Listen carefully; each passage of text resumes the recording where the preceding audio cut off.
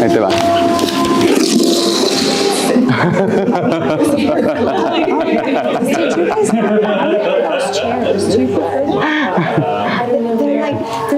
Sí. So you can like pick up the Ese. if you prefer. Ven, esa. Ok, perfecto.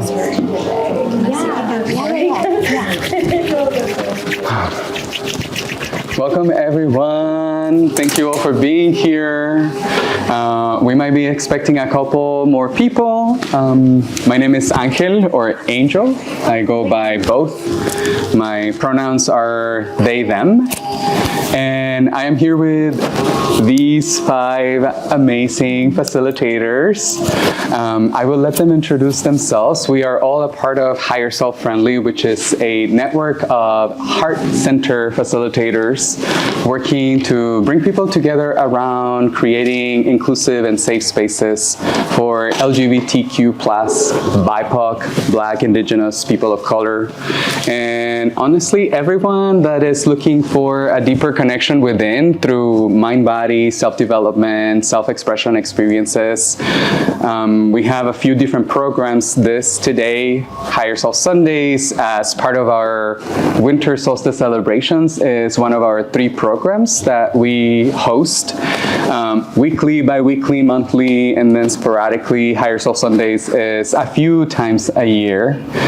Very, very excited to be here sharing space with all of you. We'll get to introductions for each and every one of you. I won't be sitting up here much longer. I'll actually be with Angel capturing some video. If anybody is not okay with being on camera or your face on the camera for our promotional videos, you can come and let us know. We'll make sure to take you off of any material. I do like to share a disclaimer that these healing modalities need to be shared out with the world. People need to see how we are all healing together in collective spaces. So still, if you prefer not to be recorded, we will honor that. But other than that, I will pass it on to the facilitators who will be introducing themselves, and I hope you enjoy today. And receive where we can come into ourselves, but also within community. So thank you all for being here. It's so wonderful to be a part of this and then here at the Healing Tree. So I'm also a licensed Ishtara teacher. The simplest way I like to say it in my own words is connecting to the wisdom of our own bodies. And I am also a storyteller, which I am very passionate about because it is through our stories that we can understand each other and really truly realize we are all one. So thank you for having me. I'll pass it down to Christina. Awesome. Hi, everybody. My name is Christina. So I'm a licensed therapist. I have my own practice, Compassion Corner Counseling. And later today, I'll be sharing a little bit more about what compassion is and what empowerment is. That is kind of the topic of the day. And if you guys want to learn anything more, if you like kind of some of the things that I'm sharing, then you can feel free to follow me on social media at Compassion Corner Counseling. I also have my little information graphic here, and there's a QR code if you want to sign it, or I got some cards and stuff too. So that's kind of what I'm here to do today. And then I also have a nonprofit called Greenhouse Gives, where we work to create safe spaces to bring people together and help people realize that we're better together than we are apart. So our mission very much overlaps with Higher Self Friendly, which is why we love supporting each other, going to each other's events and things like that. So if you'd like to learn more about Greenhouse Gives, then you can also follow us on social media, and we will have some free events open to the public happening next year, so you can stay tuned for that. Happy to be here. and simply using conscious movement, somatic release, through the body.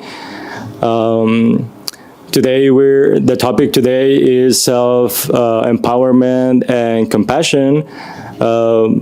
My connection to this topic is simply my own experience as a person who was born in a very conservative society and breaking through the lifestyle that I used to have back then when I was younger.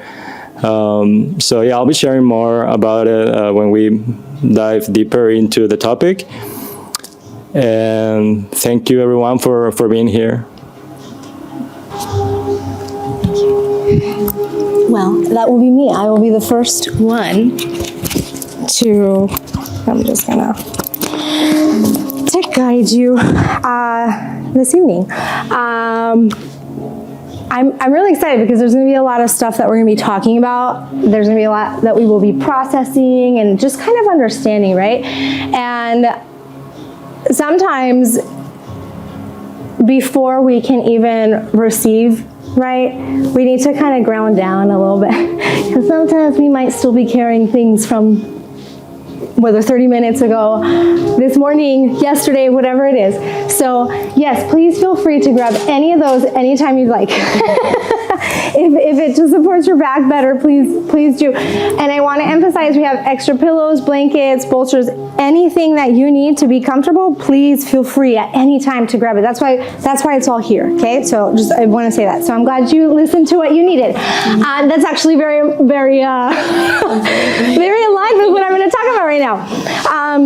So I wanted to lead us all today into a moving meditation practice is what I'm going to call it. And so really it's an invitation to listen to our bodies. It's also very grounding because we get to listen to our bodies and come in here and not so much be in here, right? So what does that look like? It's easy for us to picture, like if I have a relationship with Christina, right? We can see it as it's two-way, right? Whether it's with our friends, our partners, our parents, our children, it's always two ways, right? And the way I like to see it is our body is like another person. That also deserves to be two ways. And that also means listening. That also means our body wants to speak and wants to be heard. And, you know, we've adapted a lot to what society asks of us now, and it's very much go, go, go, think with the brain all the time. When do we find the time to just let our body speak, however our body wants to speak, without judgment? I mean, imagine if you are talking to somebody and they are listening and they are judging you, that's not going to feel good. Now, if they have no judgment, if there's acceptance, it allows you to go deeper. It allows you to freely express whatever you want to express, right? So that is what we get to do with our bodies. And I truly believe our bodies hold so much wisdom that wants to be moved, that wants to be like, it wants to be expressed, but sometimes we don't give it the voice it needs. And so my desire for all of you is to allow your body to judge. I'm going to say that again because it's so important. So what I'm going to be moving you through is just an opportunity for you to use breath and stretch. Because do you think about like the Sunday morning stretches, right? They feel amazing. I mean, well, I should say if you don't have any not Sunday, it doesn't have to be Sunday. Any day where you know you don't have to rush anywhere or go anywhere, you know, and you just wake up and you're like, oh my God, I don't have to worry about anything, and this feels good. You're taking your time, right? That feels so good. So I want to invite you to pair that with breath. And I know that we talk a lot about like, oh, connection to your breath, your breath, your breath. Sometimes it can easily be like something you're just like, I'm breathing, yeah. You know, and that's it. But how can your breath guide your body to do what your body wants to do? And that's what I want to invite you to do. So when the breath is coming in, I go in, but when the breath is coming in, allow yourself to feel what that feels like in your body, when it's taking up space in your body. And then when it's like making its way out, right? And when you feel the breath in, invite yourself to do a stretch that feels good. So maybe I'm going to take a deep breath and I'm like, oh yeah, I'm going to stretch my arms because that feels good. Then I'm going to take another deep breath and then I'm going to go up like this because that feels good. So we're going to start by just stretching and listening to our breath and what feels good. When we listen to what feels good, that is when we create safety within our bodies. That is when you get to feel good in your body. So because I'm a big fan of dimming the lights, I hope that's okay. I'm going to dim the lights to help with the safety because I feel like that just feels good for me. I hope that feels good for you. Herbey, could I use your phone? Thank you so much. I'm gonna go ahead, the first song, I am just gonna invite you to just settle into your body. I talked a lot, you received a lot. Go ahead and settle into your body, and then I will guide you. All you have to do is just be present with your body right now.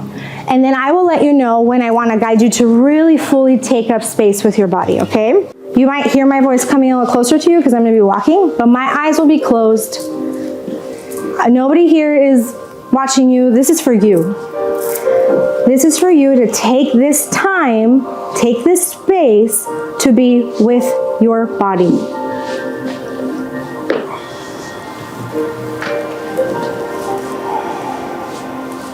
Wherever there's tension, bring the breath there.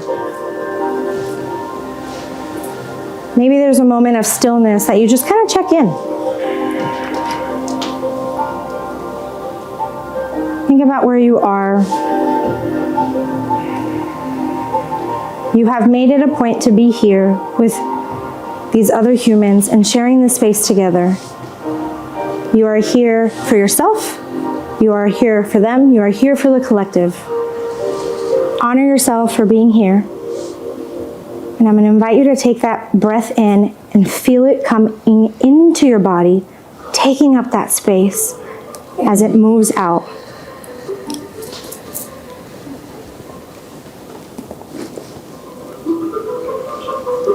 Now, there's going to be a rhythm, a beat to the song. But you get to choose to listen to the rhythm and the beat of your body. Go into what feels good. Go into the stretches that maybe you've not made the time to do.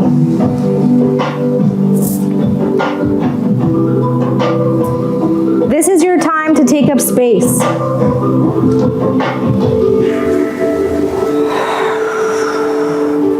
This is pleasure.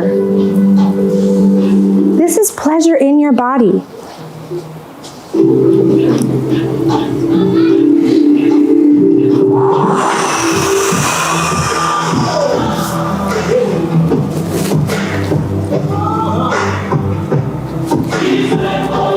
Your body desires to express. It is your birthright to express.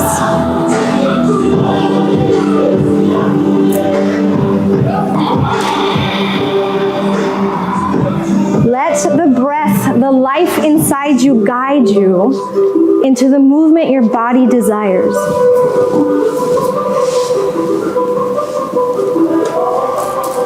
This is how we listen. You can move as little or as much as you like. This is for you.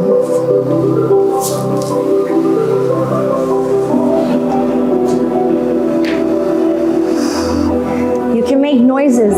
You can sigh.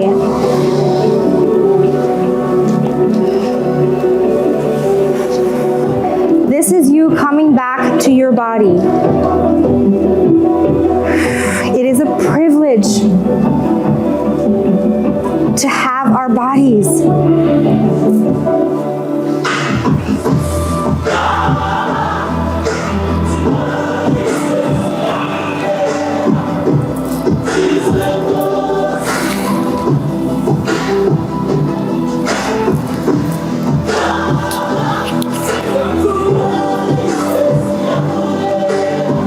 If there is resistance, that's okay. If you're thinking about when it's going to end, that's okay.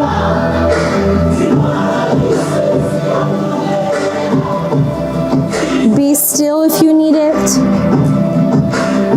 Listen to what you need.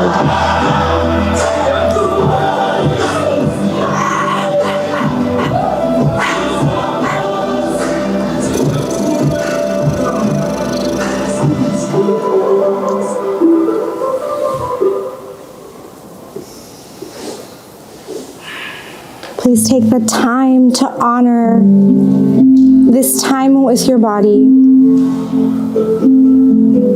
I'm going to eventually bring you back to this space, but before we do, I want you to slowly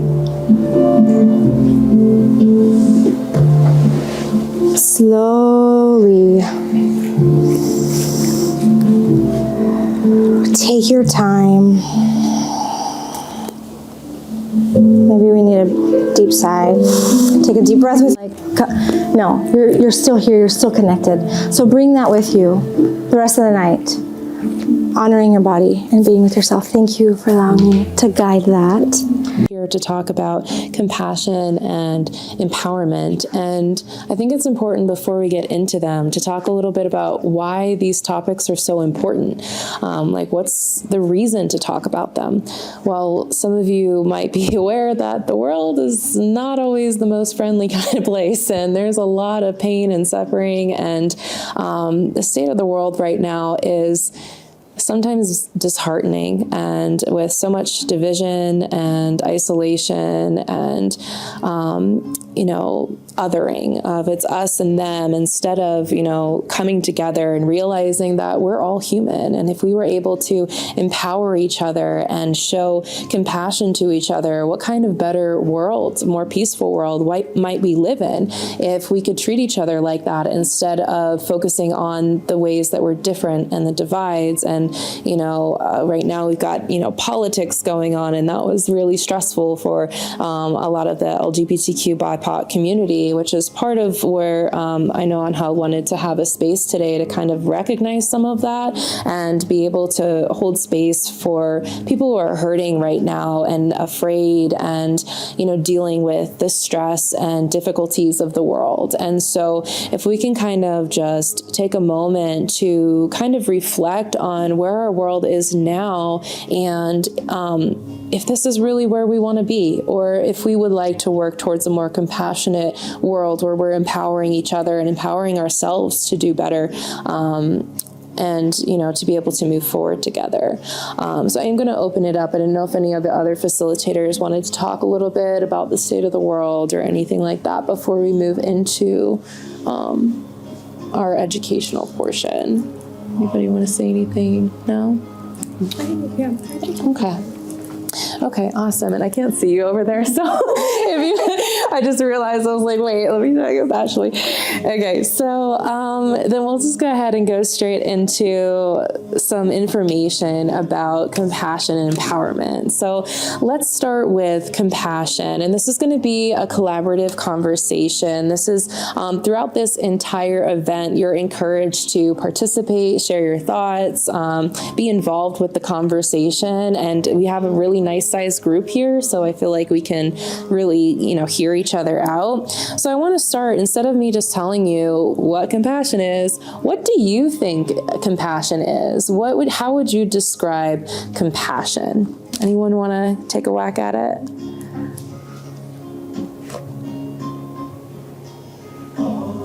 Okay. I feel like I've been having a lot of conversations lately about the difference between empathy and compassion. That's a good one. Kind of how we observe without absorbing. And I think that's exactly kind of what you're talking about with the suffering and the pain. It's really easy to take those kind of things on and to feel them in yourself. A lot of times people think compassion and empathy are kind of one and the same, and they are. They overlap, but they're not the same thing. And so I'll kind of wait to talk about it, I guess, because I want to hear maybe some more thoughts on compassion first. But yeah, I'm glad that you brought that up because I want to talk about that too. Any other thoughts on what compassion is? Yeah, sure. I think it's multifaceted.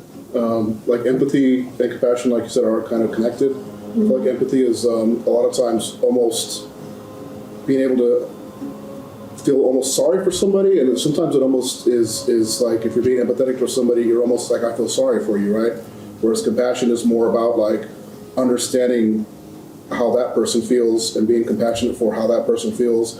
But it can also sometimes be what's best for that person or best for yourself, and being compassionate about like, is this actually the best course of action for this person, or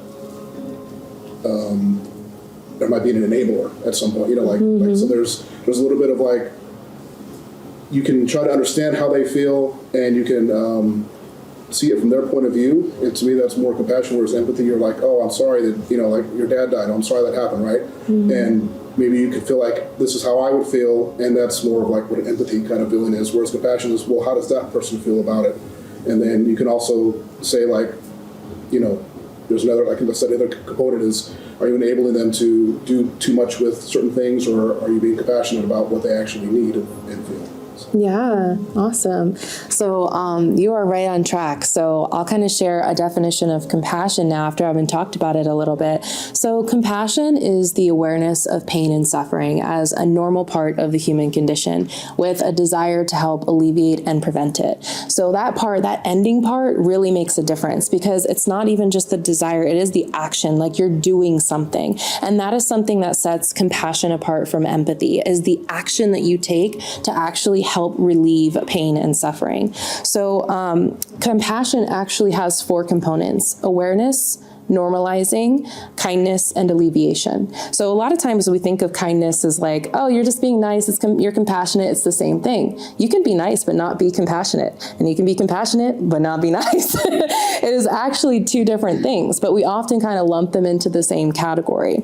And so the first part, awareness, is recognize what are you doing to help alleviate that pain and suffering. And sometimes it's not always so simple. Sometimes compassion can be something, require something of yourself that you are, like, it's vulnerable, like you don't really want to do. And some people think of another misconception of compassion is that it's weakness, and that, like, you know, oh, you're just soft and you just, you know, you're caring to everybody and you don't have a backbone. And that's not what compassion is either. Sometimes compassion is making the hard choices. Like sometimes compassion is you have a brother who's a drug addict and they come to you asking for money and you say no. That's compassionate, even though it's hard and even though it's going to cause conflict and even though it's a problem for them. You know that at the end of the day, if you were to give them money that they're going to go out and buy drugs with it, then you're actually enabling their behavior, and it's no longer compassionate because you're fueling the thing that is causing them pain and suffering. And compassion is alleviating, working to alleviate the pain and suffering, right? So again, with this example of if your brother's an addict, if I did give them the money, some people would say, well, that's nice. You gave them, that's a nice thing to do. Maybe it was temporarily. Nice can be something that makes people feel good in the moment, but nice doesn't always help them down the road. And it doesn't always help them to address their underlying issues and problems. So it might be nice to give them money, but it's not compassionate, right? And it might be compassionate to say, no, I'm not going to give you money, but I will recommend treatment options and I'll help you find like a resource that you can use. But they might not think that's very nice. They might not like that, right? So they're not actually the same thing. So based on what I've been sharing so far, that gives some insight into why compassion is not just being nice. It's not quite the same as empathy, though you can be, empathy is kind of a part of it. It helps you to provide compassion a little bit easier and know what direction to go, but you can be empathetic and not compassionate, right?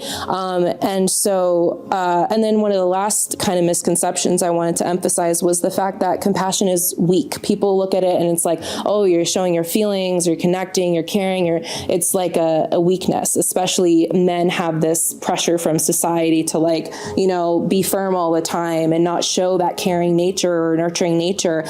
But it's not weak. As we just talked about this example with, you know, if your brother's an addict, it is hard to tell somebody you love, no, I'm not going to help you the way that you want me to help you. And it requires a vulnerability on your part to be honest about, like, your feelings and understand each other. And we're all different, but we are water from the same ocean, let's say. Every wave from the ocean is different, but they're all made of the same. And us humans share these same foundations, and when we're able to understand this human condition, we can get closer to one another and really understand what compassion is, which Christina is describing. It requires an action. It's not simply feeling sorry for somebody. That's not compassion. Feeling sorry can be superficial, can be just having a straight face, but not really taking in what's going on. And it's not really about understanding exactly what somebody else is feeling. because that's not possible to feel somebody else's pain. I mean, the brain processes pain, emotional pain, in the same area where physical pain is processed. So we're not able to understand. You know, and just finding those little moments in your day-to-day and your interactions with other people and yourself of how can I show myself compassion and kindness? How can I show others compassion and kindness? And so some of the barriers might be the fear of vulnerability. Some of the barriers might be self-criticism, like just talking down to yourself, or from the outside world, people talking down to you, just societal pressures. Like if we think of like racism and these bigger systemic issues, there's a lot of barriers for people who might be like racist to be able to be compassionate. And it's not just, it's the vulnerability piece is a big part of it, because if they show vulnerability and show compassion to, let's say a white person is racist against Black people, then all their white friends are going to be like, wait a second, there's this pressure from their society, their group, their community to be a certain way, and when they're not, they're going to get backlash for that and deal with the consequences. So there's a lot more to compassion and like why it's so difficult to be compassionate than it maybe seems at the forefront of it. Do you want to share something? Actually, even given the example I just provided, if that white person expressed themselves to the right family, they're going to get a whole bunch of backlash, and people are going to be like, what is wrong with you? And judgment and criticism and shame and all of this. It's not safe. So maybe like one of the things that we need to do to be able to promote a more compassionate world is to also create more safe spaces like we're doing today, And so safety is super important. And then, safety is a whole other topic in itself, because there's also the difference between like actual safety versus perceived safety and perception of threat, right? So we can be still in a safe environment, but not feel safe enough inside to be able to express ourselves. But you also touched on like a really important component, which is like being able to express yourself authentically. I think that ties in really well with the other part of our topic today, which is self-empowerment, like feeling empowered to be able to express yourself. That is kind of a privilege sometimes, and not everybody has that experience. And so it's like being able to have the self-awareness, the sense of safety, the understanding of compassion and what that is. All of that is, there's so much information that goes into being able to actually practice compassion. And so also feeling empowered to be able to do so. And so before I go into what empowerment is, I also wanted to just pause to let you guys know that if you're interested in learning more about compassion, I did just launch a few resources. I have a free ebook on self-compassion, which is available through the link in my bio and my social media on my website, so you guys can give that a download. I also have an e-course that I just launched on self-compassion, and it's like over like 5 hours worth of like videos, and the videos are all like bite-sized pieces, like 1 to 5 minutes or something like that, so you can just like watch them in your free time and stuff. And so if you have any questions about that, feel free to like come up to me after, or you can scan the QR code, which I know is like way too far for you right now, but on there, get some cards or whatever. But compassion is definitely a passion of mine. And so that's a lot of what I like to talk about. I mean, my therapy practice is called Compassion Corner Counseling. So if you have any other questions or want to learn more about compassion, like please let me know. So I just wanted to share those resources with you. First, before you can have a healthy relationship, or is that not good because it deters people? Like, you're never going to have a healthy relationship because you don't love yourself. It's complicated. It's not black and white, but it is helpful when you do love yourself and show compassion to yourself first. It opens up a breadth of, opportunity, because like we said, compassion is vulnerable, and that makes it something that is strong because you're putting yourself in a vulnerable position, and that takes strength to do so. But by being vulnerability opens the door for connection and intimacy. We can't have a depth of connection without, that deep, without being connected to ourselves first, to be able to be vulnerable and open ourselves up. Mm-hmm. So I'm kind of here and wondering, do you feel like compassion is intrinsically connected to love? Like, as like kind of an example, like you said, like self-love for one, and being empowered to have compassion toward yourself. But even like, let's say you hear on the news that there's a hurricane in Florida, right? And you're like, oh, I feel sorry for those people. And then you hear hit your mom's house, right? And then you're like, oh, mom, come and live with me because your house is flooded.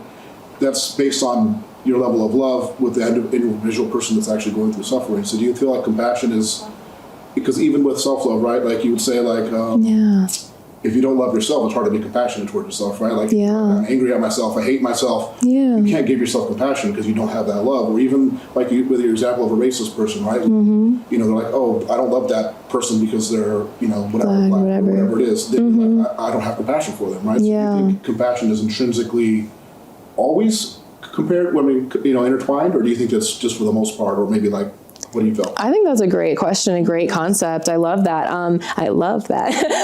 We're talking about love. No, but I think you're right. I think they are intertwined. I think that we also often hear self-love and self-compassion used like interchangeably, and there is a slight difference between them, but I think that there's a lack of understanding of what compassion is. So I'm really glad like we're having this conversation to better like clarify that. A lot of people are much more familiar with self-love. And I think love definitely helps to fuel compassion and is connected in some of the ways that you shared. I think that was a really beautiful connection to make. And then some of the differences is like, self-compassion is, going back to the definition, is a recognition of pain and suffering with the desire to alleviate and prevent it. So kind of involves like a negative, like a pain, a suffering. Love doesn't have to, right? Love can be just positive. And so self-love, some of the different nuances, I guess, between self-compassion and self-love is with self-love, you can love yourself anytime, all the time. You know, you can practice self-care, you can eat your favorite foods, whatever, do something that makes you feel loved, say nice things about yourself. But can you do that when things are not easy? And that's where self-compassion comes in. When you're being told, you know, you're not good enough, or you're saying that to yourself, or you're having a hard day at work, or you're whatever, are you able to show yourself love even in those moments, which kind of turns into self-compassion, or can be a mix of the two. And so, yeah, I think like they're definitely combined, because if we're trying to provide that to other people, it's much easier to show compassion to the people that we love than the people that we don't love. But what if, in the ideal world of my brain, we all loved each other? Oh my God, I know it's crazy. But like, what if we all loved each other and saw each other as human? And because we are, and then that goes back to the component of self-compassion, which is normalizing or common humanity, which everybody touched on as well. Common humanity. We are all human. We're all people. We all experience these things. And if we can use that to remind ourselves, and so when somebody else is dealing with something that we maybe don't understand, but we can remember, oh yeah, they're human, just like me, and they hurt just like me, and they bleed just like me. And if I can see a connection of myself in this person, then maybe if I can love myself and I see myself in this person, then maybe I can love them and show compassion to them too, right? So thanks for sharing that, because that was a really nice connection to make. Our lives, ultimately. And then there's another frequency still in the subconscious mind, which is alpha frequency. I don't know if you've heard of this. This is it's kind of the borderline. Alpha frequency and beta is in the rational mind, and then alpha is the frequency of the brain that we get into when we're in nature. For example, when we start to feel relaxed, when we start to yawn, when we're just feeling calm, we are stepping into this more subtle state of the mind, which is an alpha frequency. And that's kind of, it's the borderline from subconscious and conscious, right? And so, well, I've learned with my yoga practice to go deeper in my meditation. So I kind of recognize when I'm still in alpha, and I recognize when I'm getting to the lower parts of alpha, I mean, I've never measured, I don't have the devices to measure my brain frequencies, but I've been able to experience very deep states of meditation. I don't know in what state they are, if they're at the bottom of alpha or already at theta, I don't know that. But I do know what it feels like. And there's this saying that Carl Jung once said, for as long as we continue to ignore the subconscious, we're going to think that that everything that happens in our lives is we're going to call it destiny, pretty much. So as long as we don't bring the subconscious to the conscious mind, that unification, we're going to continue thinking that all the patterns that we repeat and in our lives, it's a destiny. But in reality, it's the subconscious mind always telling us, hey, I'm here.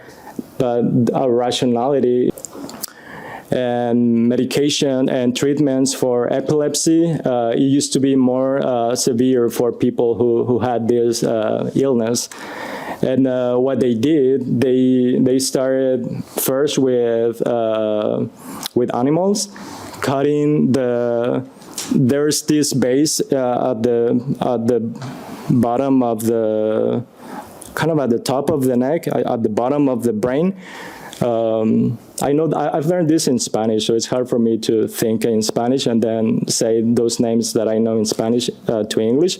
So es el tallo cerebral. So they cut this. That's where both hemispheres are joined together, because they're in kind of in separate capsules, but they are joined together at the bottom. So what they did, they cut the tallo, and so that the electric pulsations wouldn't cross from one hemisphere to the other. That's what makes the epilepsy attacks to happen. So when they did this,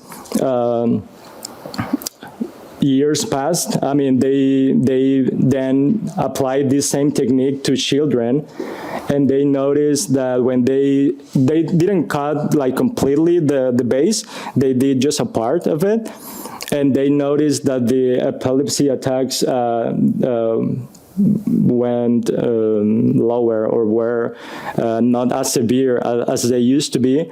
So then they took the courage to go all the way to cut all the, I mean, there was a micro incision that they did to fully separate both hemispheres, and they saw that the epilepsy attacks didn't disappear, but were almost cured, kind of.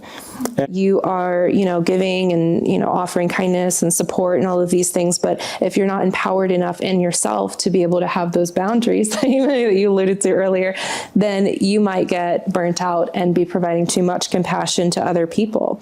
Or the other way, if you have empowerment without compassion, then that can feel maybe self-centered or disconnected, where you feel so strong and empowered to do whatever you want to do, but you don't have the emotional connection, the love, the support, the, maybe it's more coming from an ego place of, I'm going to do all of these things without recognizing the way that your actions affect yourself or others and having a deeper connection.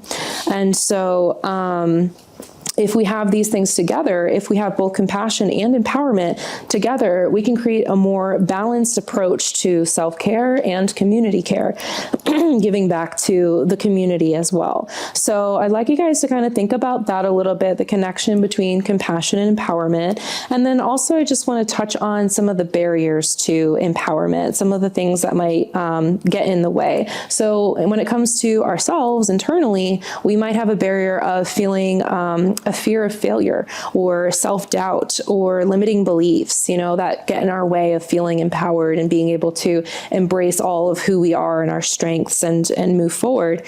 Externally, we might we might be pressured by society and societal expectations and discrimination and or lack of resources or support that can create a barrier to feeling empowered. We can think of like minority communities, LGBTQ, BIPOC. Those communities often lack the support and the resources and are put down and discriminated against, which leads to a lack of empowerment. And so there's a lot of systemic issues that are happening to kind of keep some of those societies and peoples oppressed, right? So with this in mind, do you want to introduce the journaling stuff? Yeah, so Christina was able to share so much with us, and thank you, because it was so impactful and also how do I say this? It's as we were receiving it, right? We were listening, we were learning, all of that, right? And then it's like, well, how does it relate to you and your life experiences? Now, I mentioned earlier that I'm a storyteller, so I will be tying in some stuff about storytelling right now and then a little later. But when we're reflecting on these things and we're thinking back about our own experiences, memories, glimpses, it helps us to process it in a different way, to relate, and then to relate with others, right? So based, or from everything that Christina shared. And as you write down, again, don't, how do I say, like, there's no right or wrong, right? So whatever's wanting to come up, obviously we were talking about compassion and self-empowerment. Maybe that brought out another idea of something else. Whatever it is that wants to move through you, let it move through you, right? So I will give you these prompts, but also allow yourself to be creative with it too. So the first one that I wanted to ask, after receiving all this beautiful information, the conversation, and almost broadening our eyes, right, to everything, can you remember of a time where you felt self-empowered? Maybe it was with a person, maybe it was something that you did. And also, if you don't have a journal, you can totally do this like almost like a meditation type thing. let whatever wants to come through, just kind of soak it in. But think of a time that you truly felt self-empowered. And maybe as I'm saying this, you're like, well, maybe I don't have that. Maybe think of a time where you did not, or what's the word? You felt disempowered? Yeah. Is that the correct grammar? Maybe it's that. Maybe thinking about a situation, or maybe it had to do with a person, or maybe it was a certain environment. Think of what comes up for you. And again, if, I know sometimes journaling, it can be a little tricky for some people, like it's like, I can't think of it. Don't force it. Maybe there's something else that wants to come out. But think about that. And when you're thinking about that, I want you to think about the details, where you were, who that person was, how you felt. Were there certain emotions? Maybe there were sensations in your body. Where did you feel it in your body? So this is a beautiful practice also to be really mindful of what that felt like for you, that experience. So I'm going to give you a few minutes to either sit with it, write it out.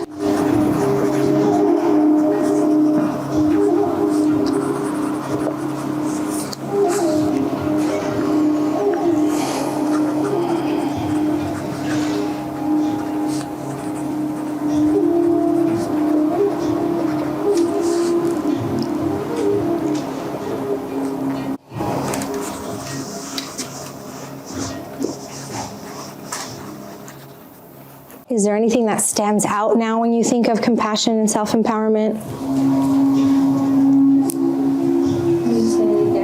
Yes. What do compassion and self-empowerment mean to you? How do you now relate to it? Is there something that stands out for you now when you think of compassion and self-empowerment?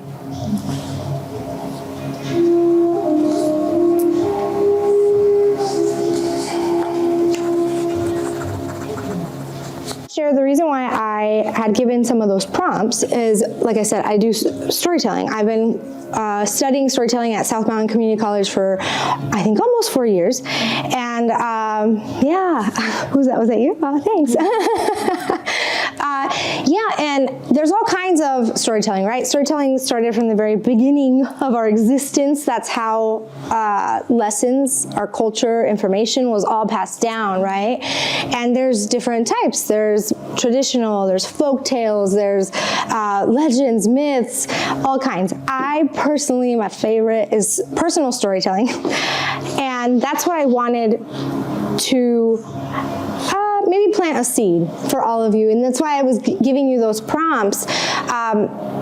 One of the most basic ways that I can explain storytelling and I learned this from my teacher, is when you're telling a story, there is structure to it, right? This is how things were, then this happened, now this is how things are, and this is why it's meaningful.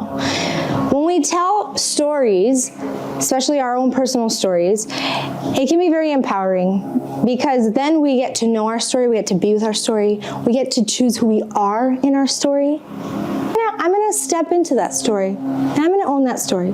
So, with that said, I would love to open it up to anyone, if anything in particular came up, if there was a memory that came up for you, a moment, a feeling around what it felt like when we were talking about compassion and self-empowerment, because especially in today's world, it is so important to show up with love and compassion within us. Because I do believe that even if we're not doing,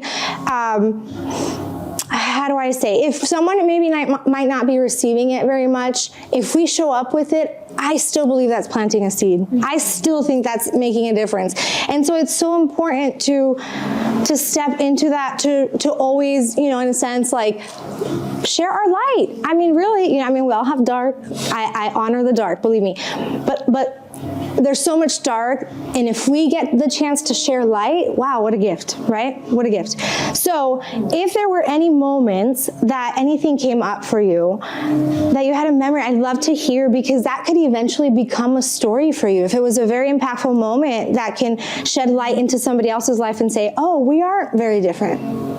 Oh, I can relate to that pain and suffering like Christina was talking about. I would love to open it up to anybody who wants to. Some of what Herbey was saying and what Sam was saying about love and how that connects to compassion. One thing is, like, the word compassion is calm is with, and passion, love, right? So it's actually in the word. It means with love, right? And so it's like moving with love. So I thought that was something small that is like meaningful that I wanted to be sure to share with you guys. And as I was reflecting on some of these questions that were asked, I started, making some deeper connections of my own experience with compassion and empowerment. And I was thinking, what are the times that I feel empowered? Well, I feel empowered when I'm with other people who are like lifting me up, who are supporting me, my goals, my dreams, my values, my aspirations. Like when I'm in situations, like sometimes with my nonprofit, I will have days where I'm just like, there's no way this is going to work. This is like, this is awful. I should just give up or whatever. And then I meet with my team or people, and they're like, I love what you're doing. This is great. And we're into it. And I'm like, really? And then I'm like, okay. And then I get all excited and empowered again. And it's like making that connection that like I find my power through other people and like the connections that we make with other people. And so to me, as I was reflecting, I'm like, compassion. I don't have the support that I once had. In a way, I think I need to shift my perspective though, because even though those people aren't there, it was an illusion that they were providing me support before. They weren't. And that's why I was like, well, I can't be connected with you anymore, because it was not actually, they weren't healthy relationships, or there was problems with all these things. And so, it's like, I think in one way my brain feels like, oh, you're alone now. You've got like you're by yourself. So you're less powerful. You're less empowered. But then at the same time, it's like, I think I need to remind myself like, no, that hasn't really changed, especially because those people that were in my life that I thought were supporters really weren't. And that's why they're not in my life anymore. So it's like, I can still choose to, love and support myself and find new people and community and safe spaces to be able to feel connected and empowered by others, to feel like empowered myself. So, yeah.